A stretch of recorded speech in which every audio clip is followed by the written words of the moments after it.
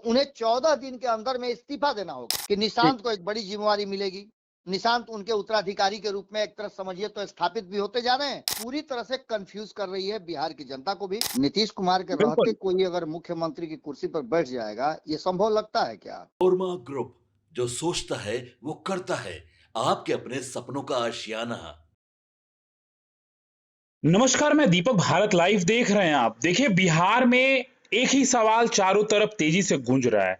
आपके मन में भी वही सवाल है कि नीतीश के जाने के बाद बिहार का उत्तराधिकारी कौन होगा। लेकिन आपके मन में एक साथ कई नाम तेजी से दौड़ रहे हैं।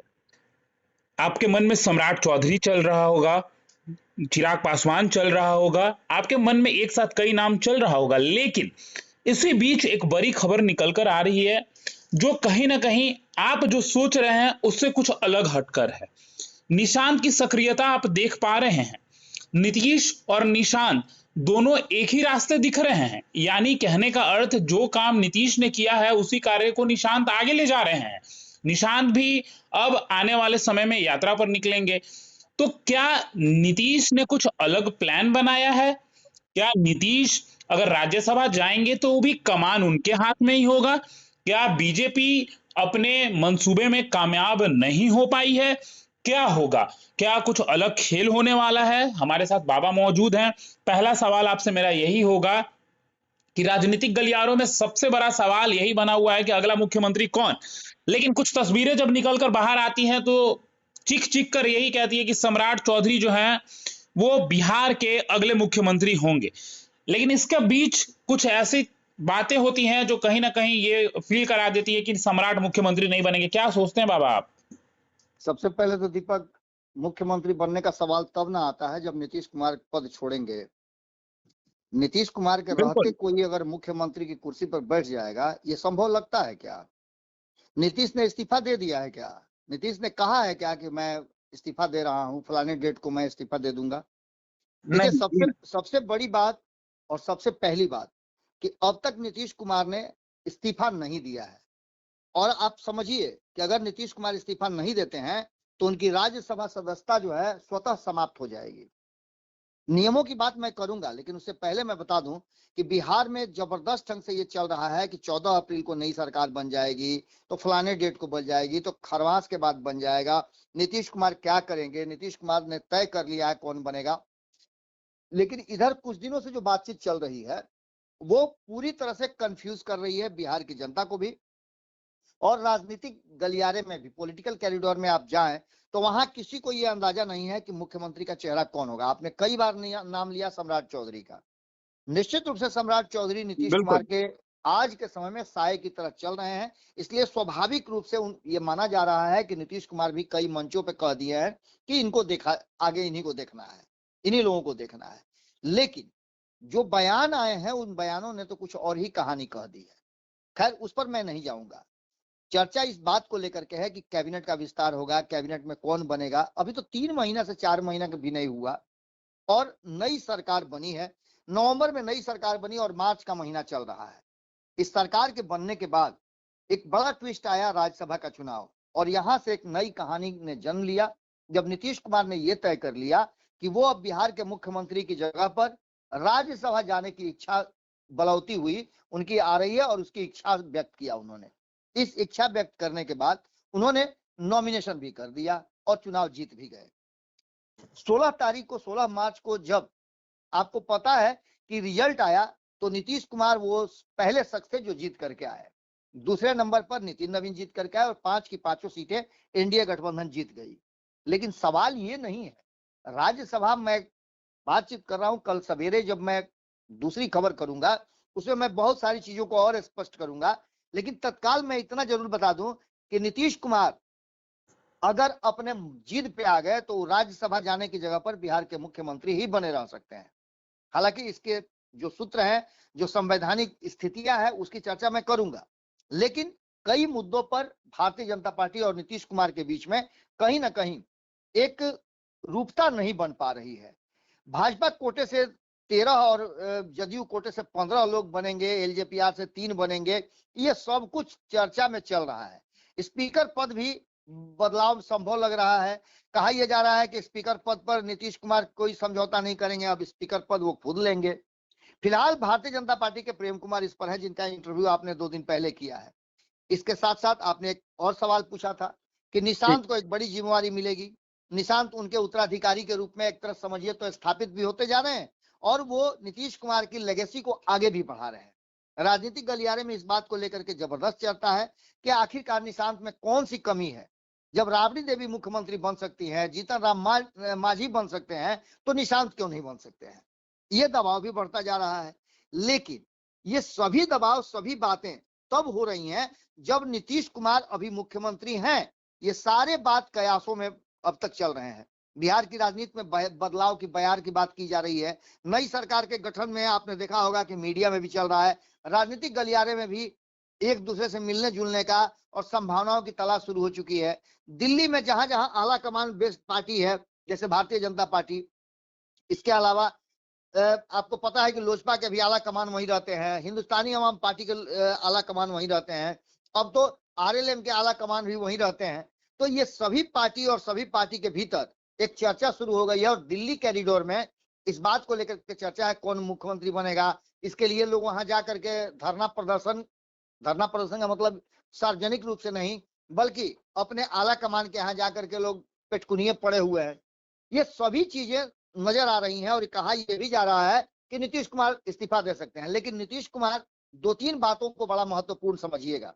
पहली बात यह कि 16 मार्च को राज्यसभा के लिए जब चुनाव हुआ और नीतीश कुमार नियमानुसार चुन करके आए, तो एक नियम और भी है कि अगर नीतीश कुमार राज्यसभा जाना चाहते हैं तो उन्हें 14 दिन के अंदर में इस्तीफा देना होगा जी। नियमों के अनुसार। अगर 2 सदन में कोई भी व्यक्ति है और जिस सदन में चुन करके आया है, अगर पिछले सदन में इस्तीफा नहीं देता है तो उसकी सदस्यता स्वतः समाप्त समझी जाएगी।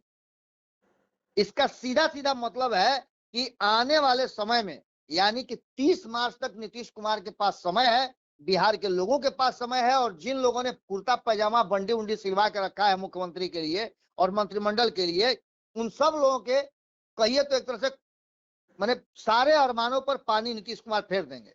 अब नीतीश कुमार को विधान परिषद से 30 मार्च तक इस्तीफा देना आवश्यक है। नियमों के अनुसार अगर देखें तो अगर 30 तारीख को इस्तीफा नहीं देते, यानी 14 दिन के बाद 16 तारीख को रिजल्ट आया था और 30 तारीख तक उनके इस्तीफा देने का अंतिम समय है। इस बीच में आपको यह भी पता है कि नीतीश कुमार जदयू के राष्ट्रीय अध्यक्ष भी बनने जा रहे हैं, राष्ट्रीय कार्यकारिणी और राष्ट्रीय परिषद की बैठक भी शुरू होने जा रही है। बिल्कुल। ये सभी परिस्थितियां कहीं ना कहीं घुमा फिरा करके देख रही हैं, और जो वर्तमान स्थिति में पिछले 4 दिनों से आप लोग चीख चीख करके कह रहे हैं, जहां सारा मीडिया जगत कह रहा है कि नीतीश कुमार के साथ खेल करने का कोशिश एक बार भारतीय जनता पार्टी भीतर खाने में कर चुकी है। वो चाहती थी कि राज्यसभा चुनाव में 123 विधायक उसके पास आ जाएं और वहीं से वो पासा पलट दे, लेकिन ये तो संभव हुआ नहीं।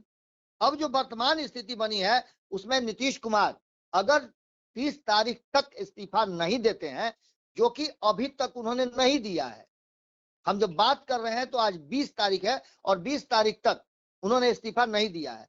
संभावना है कि नीतीश कुमार इस पर ज्यादा जीच नहीं करेंगे, इस्तीफा दे देंगे।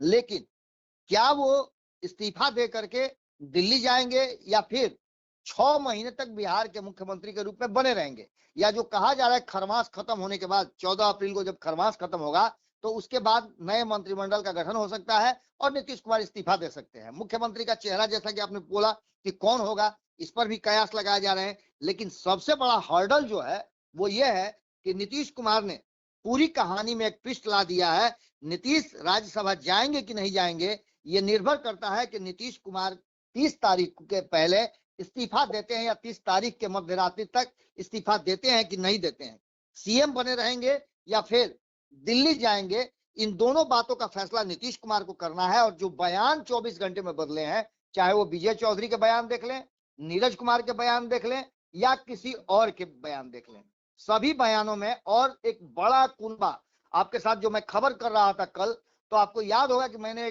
कई लोगों का नाम, एक आधा दर्जन लोगों का नाम मैंने बताया था कि वो आधा दर्जन लोग जो हैं काफी नाराज नजर आ रहे हैं नीतीश कुमार के दिल्ली जाने से, राज्यसभा जाने से, और बिहार में उनके मुख्यमंत्री का चेहरा किसी और का बनाने से।